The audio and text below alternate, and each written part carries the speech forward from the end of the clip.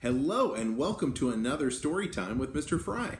Today's story is A Tale of Two Beasts by Fiona Roberson.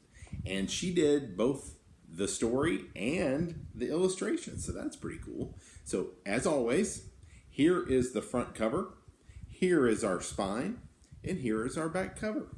And here is our title page. A Tale of Two Beasts. A Tale of Two Beasts. The Strange Beast. Fiona Roberson. Here we go. Ooh, and there's lots of little signs that have things that you can read. So I'm going to read it. It says, "For David, there are two sides to every story, and then there is the truth." Mark Twain. So Mark Twain said that. He's a famous author from a long time ago. The other sign says, "The deep dark woods, way out, picnic area." I was walking home from Grandma's house through the deep dark woods when I spied a strange little beast. He was stuck up a tree and whining sadly. I guess this is the beast. So I decided to rescue him. She took him down. "I will call you Fang," I told him. And I wrapped him warmly in my scarf and carried him safely home.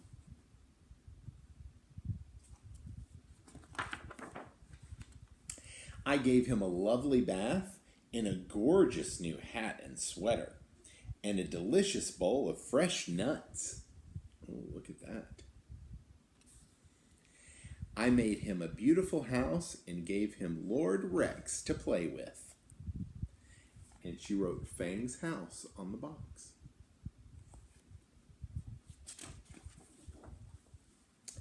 I took him out for lots of long walkies to keep him fit and healthy. And I showed him off to all my friends who loved him nearly as much as I did.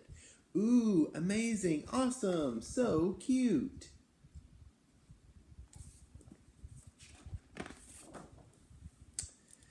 But for some strange reason, the little beast did not look very happy. In fact, he was looking rather hot. I hope he's not sick, I thought. And I opened the window to cool him down. But then something terrible happened. What do you think is going to happen? Maybe. He threw off his clothes and leapt out of the window.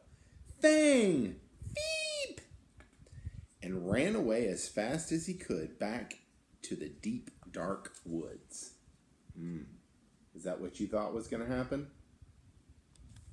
It's kind of what I thought was going to happen. I wanted to go look for him, but Mama had other plans. Dinner time! Blah. Bath time! Ugh. Bedtime! Arrgh. Do you ever feel that way when it's dinner time or bath time or bedtime? I do sometimes. I couldn't sleep. I missed the little beast and wondered if I would ever see him again. But then a small furry shadow appeared at the foot of my bed. Ooh. The strange little beast had returned. He seemed quite pleased to see me. And I began to think that maybe, just maybe, he wasn't that strange after all. She went outside in her pajamas or underclothes.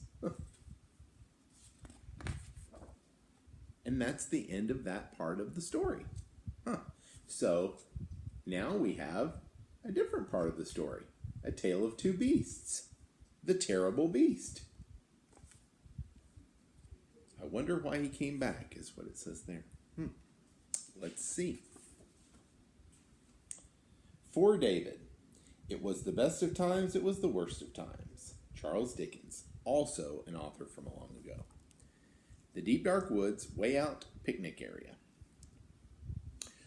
I was hanging from my favorite tree, singing happily to the birds. Tree-la-la, tra-la-la. when, looks like the same picture we saw before, I was ambushed by a terrible beast. Hey! That's the same picture, but he says he was ambushed. She growled at me and tied me up and carried me off to her secret lair. Oh, she was trying to make him warm, but he feels like she tied him up. She made me disgustingly clean and dressed me up in a ridiculous hat and sweater and tried to make me eat squirrel food. What was squirrel food? Do you remember? That's right. Those were the nuts that she gave him.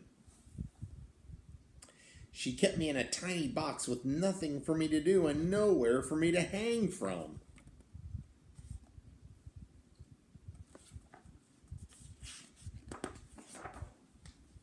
She made me walk backwards and forwards and backwards again for no reason whatsoever.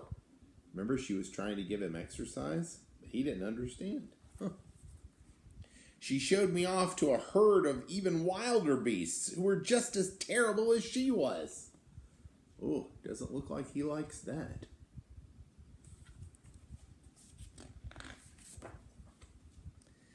I had had enough.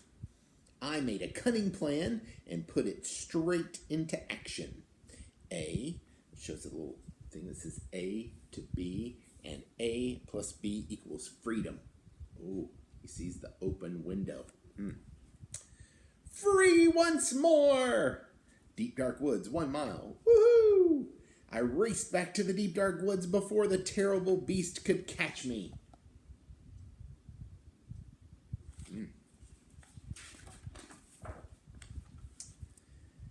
It was peaceful in the deep dark woods. A bit too peaceful, perhaps. Scratch, scratch. Silence. Oh, and then it starts raining. And also a bit wet. In weather like this one could do with a nice warm hat. Guess getting wet kind of would not be very fun. I snuck back to retrieve it under the cover of darkness. He's going back for the hat. The terrible beast was waiting for me. She seemed quite pleased to see me. I began to think that maybe, just maybe, she wasn't that terrible after all. We get the same pictures that we had before.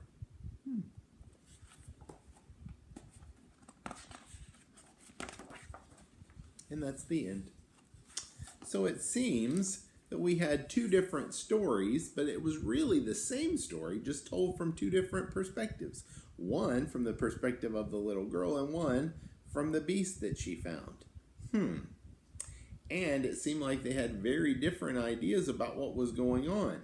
Has that ever happened to you? Have you ever had something happen where your side of the story may not have been the way your mom saw it, or maybe one of your friends saw it, because maybe they took what you said or you did to mean something that's not really what you meant? That happens to all of us sometimes. So this is a good story to kind of tell us that there are 2 sides to every story, and sometimes our best intentions, the things that we hope are nice, may not be nice to the person that we're doing it to. So let's all think about what we do and how we treat other people, and let's all try to do the very best that we can. If we can do that, we'll be doing pretty good. Hope you enjoyed this episode of Storytime with Mr. Frey, and I'll see you next time. Bye.